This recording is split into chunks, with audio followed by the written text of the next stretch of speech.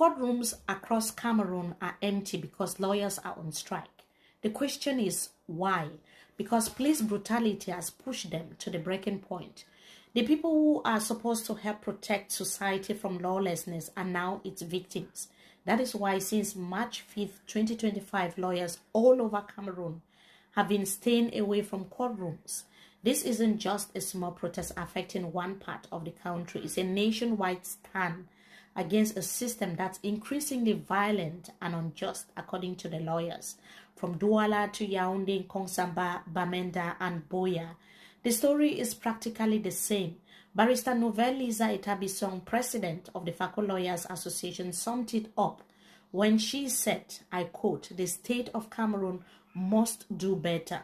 She, like many others, is tired of seeing their colleagues attacked for simply doing their jobs.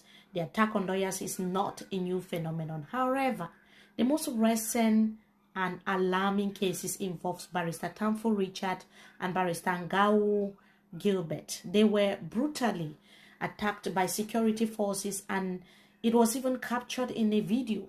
I spoke to Barrister Tamfo Richard earlier, and this is what he had to say. So the lawyer is like the watchdog of a society. A lawyer is that person that is always being called upon when somebody has legal difficulties or is having a legal problem.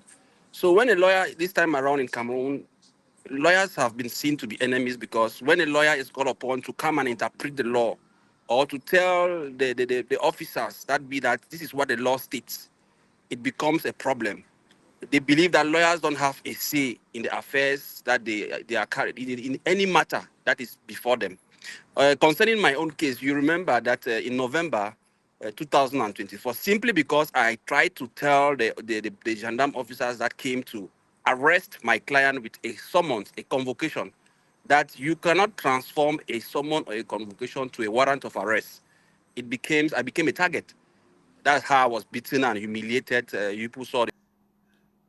And they are not the only ones that are affected. Across the country, lawyers are being beaten, arrested, and humiliated.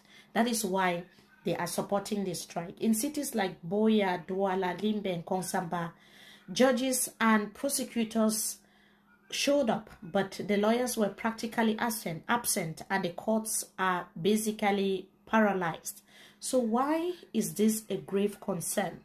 Those who care to remember will recall that the current conflict in the Anglophone region started when lawyers and teachers first took to the streets in 2016. They were protesting policies that marginalized Cameroon's English-speaking communities. But what began as peaceful demonstrations to protect their common law system met with a brutal crackdown from authorities, leading to strikes, and subsequently became what is now known as the Anglophone crisis, which has reshaped the nation, Cameroon. Back then, these protests were about dignity, identity, and the rights to be heard. Today, with elections looming and tensions escalating, the voices of marginalized communities are still fighting for justice and reforms.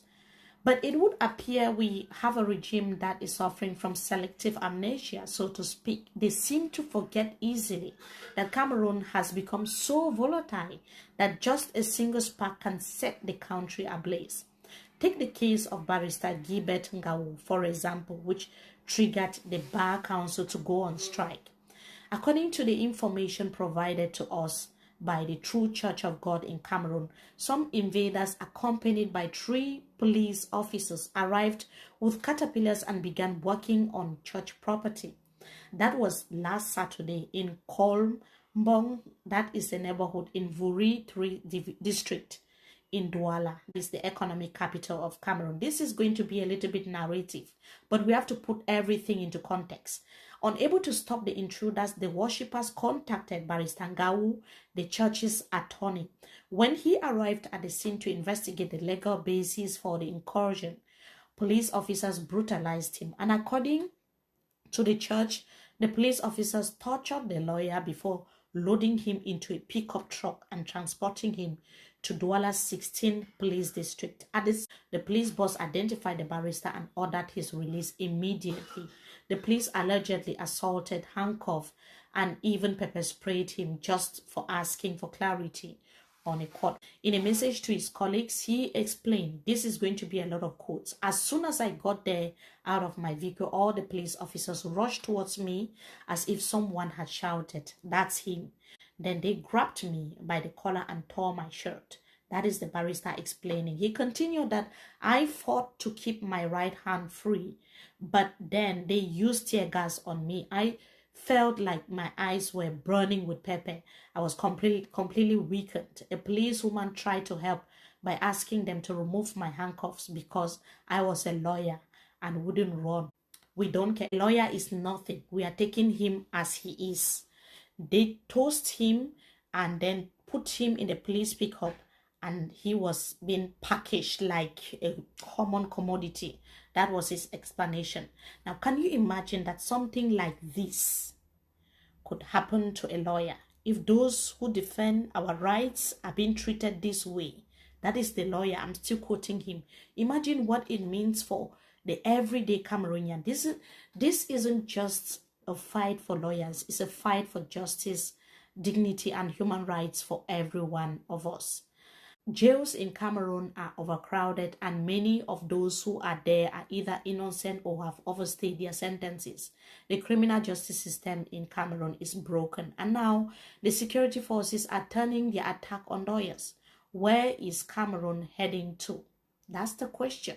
So I spoke to Barrister Tamfo Richard, and I asked him, a conflict has been going on in the English-speaking regions of Cameroon for 9 years now and counting.